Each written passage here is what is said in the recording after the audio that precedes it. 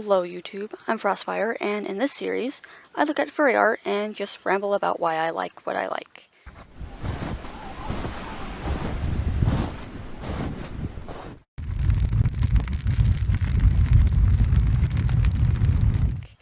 I'm not an artist myself, so anything I say isn't going to be said with any artistic experience, just purely based on my own silly opinions as an anthro enthusiast. The sources of each artwork will be in the description, so you can go and enjoy them for yourself. Anyway, on to the first artwork.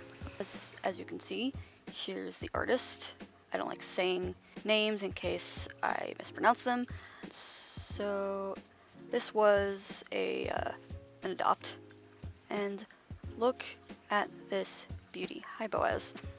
My cat decided to show up. Evidently, this Falyne, hopefully I'm pronouncing that right, is a hybrid, which is one of my favorite type of anthros. The coat pattern on this Falyne is eye-catching, and that was prior to me realizing that it was based on an African wild dog.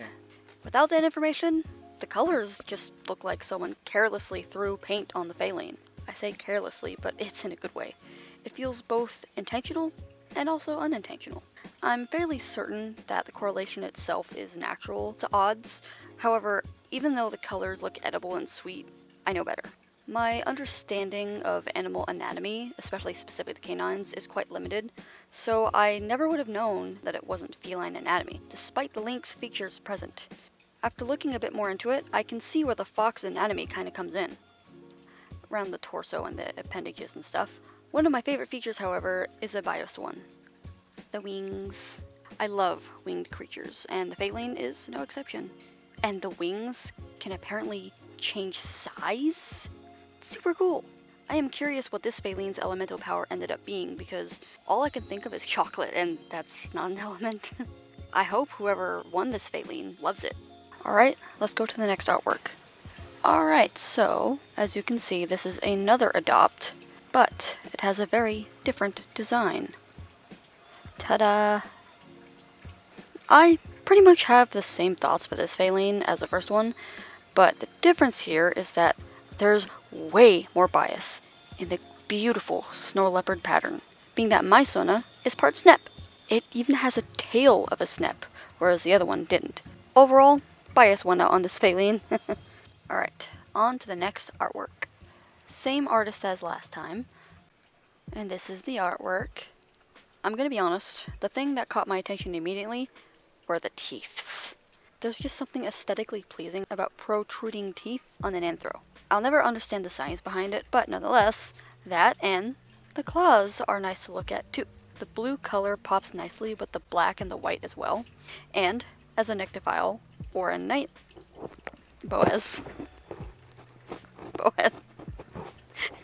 Quit rubbing against the mic.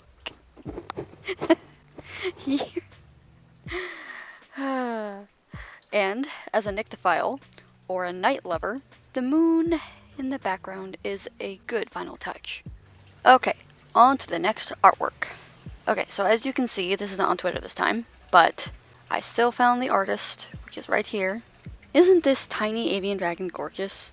One of my favorite animals is the hummingbird, and I also have a soft spot for dragons. So I got curious enough to Google if such a combination existed, and this was one of the results I found.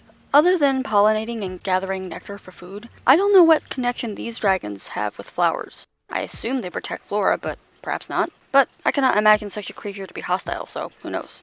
Regardless, the blend of avian features in its coloration, the head, forelimbs, tail, and even wings, while retaining a general dragon shape, make for a lovely sight to behold. Okay, to the next artwork. Okie dokie, we are back on Twitter and back with the other artists from before. This is the artwork. Now, if we're going to talk about gorgeous, look at this feline.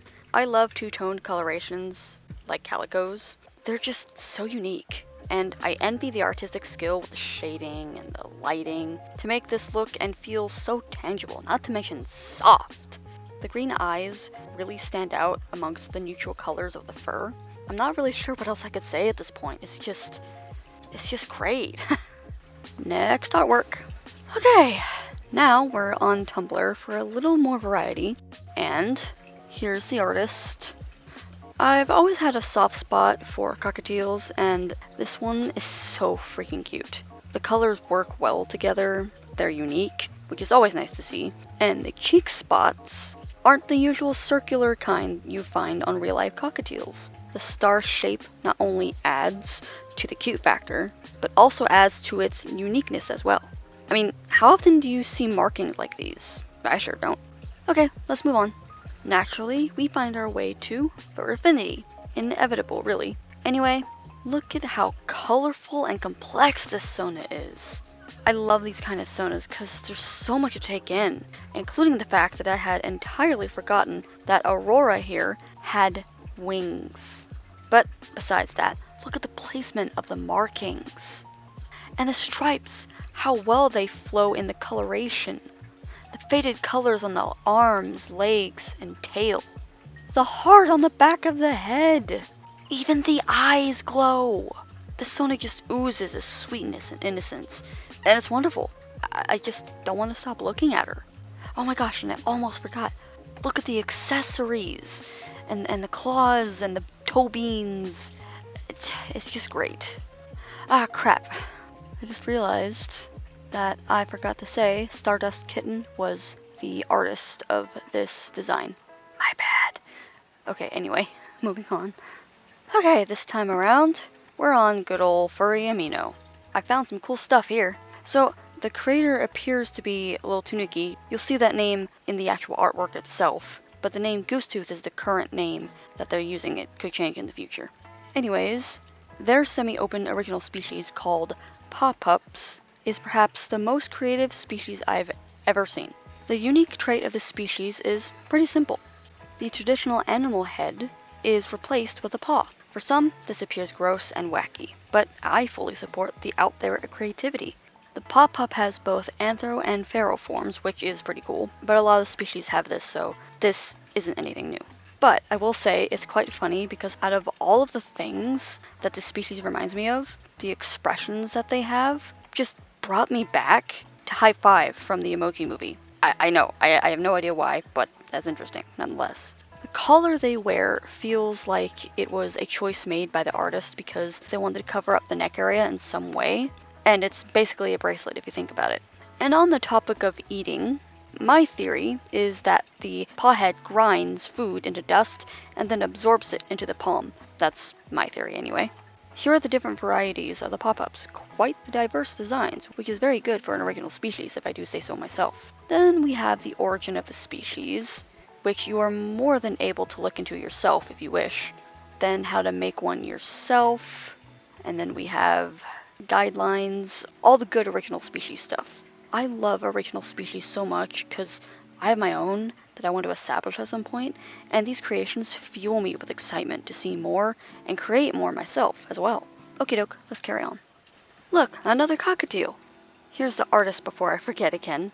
This cockatiel is much simpler than the last one, but I think the simplicity surprisingly works in the bird's favor. The design itself is still detailed enough to catch my eye, and, to my amazement, the wing hands, these guys right here, something I am not the biggest fan of, are interesting.